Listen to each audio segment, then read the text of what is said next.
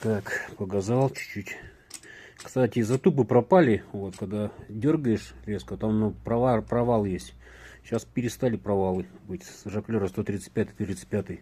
До этого мне этот мастер поставил на среднее, посередине на иглу.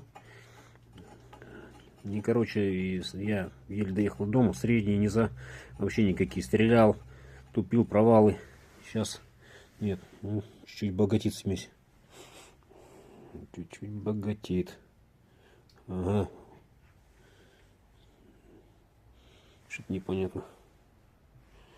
Здесь белосы. Так, что получается?